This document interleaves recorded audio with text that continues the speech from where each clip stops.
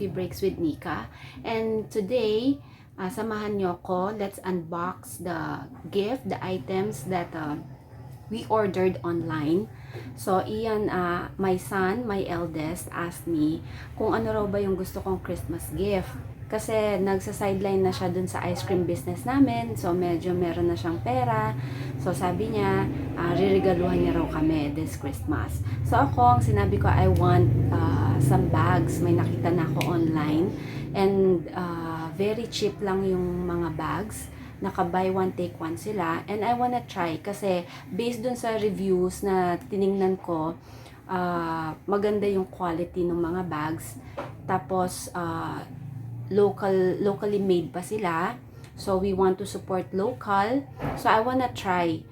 So, yun nga. So, in-order namin and then dumating siya last December 24.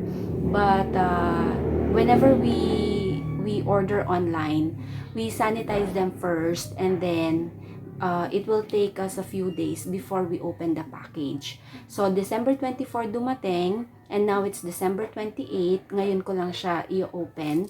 Although I'm very excited to see the bags, talagang pinigilan ko yung sarili ko na wag munang i-open. Ngayon, maghintay muna ng ilang araw. So, today is the day and I want you to join me in unboxing these bags. Okay, so actually nabuksan ko na siya kanina before pa tong video na to until naisip ko nga na i-vlog siya. Dito siya nakalagay.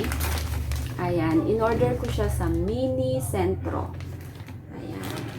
Tapos may nakalagay 68. Siguro pang 68 ako sa de-deliver nila for today. So, ayan.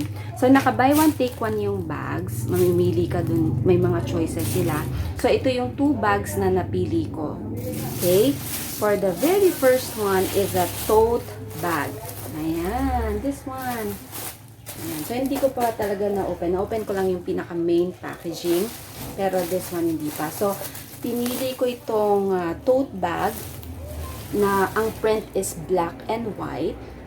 Because mahilig talaga ako sa mga neutral colors para hindi mahirap ternuhan ng mga kahit ano yung damit mo for the day. So, ito, tote bag kasi para pag may mga days na marami kang dala, yan, dito, pwede mo itong gamitan. Let's see. Wow! So far, maganda yung leather niya. And then, yung tahi, okay naman. And then, this is a tote bag. Ang ganda yung style niya. Ayan. May zipper siya. Ayan. Silver yung hardware. Ayan. Open natin. Ayan. Spacious. Tapos may ano siya, tela. Ayan. Tela siya sa loob. Tapos meron pa siyang isang zipper pocket. Ayan. Black din kasi kaya hindi niyo masyadong makikita. Ayan. Very nice. I love it. Okay, alam nyo kasi ilang beses na akong umorder online and nadidisappoint ako sa mga bags na nabibili ko. Pero this one, so far, itong unang to, maganda. Yan, nice one. Okay. So, yan yung una. Then, the next one, I got myself a doctor's bag. Yan. At ang kulay na kinuha ko ay cream. Ay, wow. Ganda rin. Ang ganda.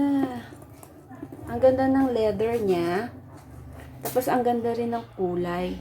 Ayan, tapos meron siyang mga gold studs.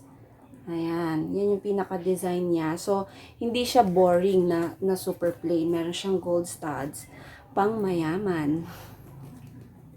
Ayan, kahit hindi tayo mayaman, ayan, mukha tayong mayaman sa bag natin. Ayan. Tapos, meron siyang, so, pwede siyang handbag. Ayan. And then, pwede rin siyang body bag. Ayan. Kasi meron siyang strap. Detachable yung strap niya. So, kung ayaw mo ng gawing body bag, alisin mo lang and then you have it as a handbag. Pwede rin siyang shoulder bag.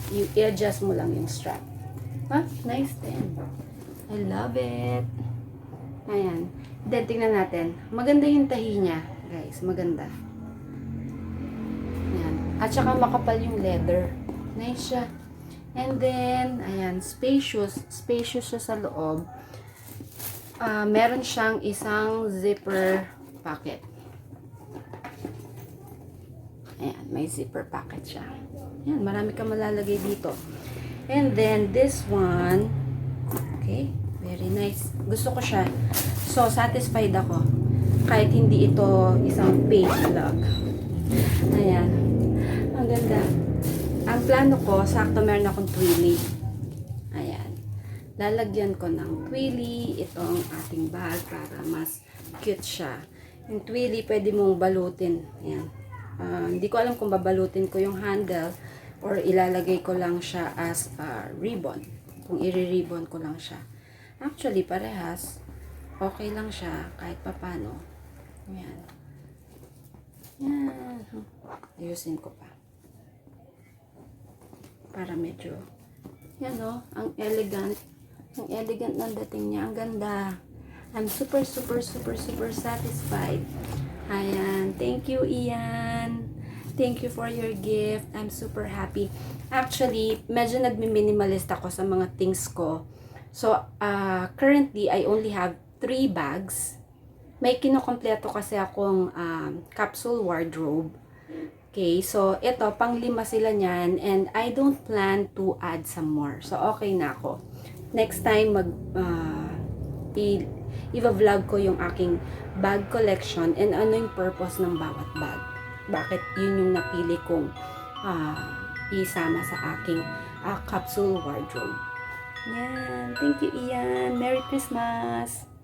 Yan. Order na po kayo. Lagay ko yung pangalan ng shop. Kasi maganda po yung quality ng bags. And then, locally made pa. So, we are supporting local. So, that's it for my vlog. I hope you enjoyed yung unboxing natin ng mga in-order ko online. Thank you so much for watching. I hope you could like and subscribe and watch my videos. Thank you!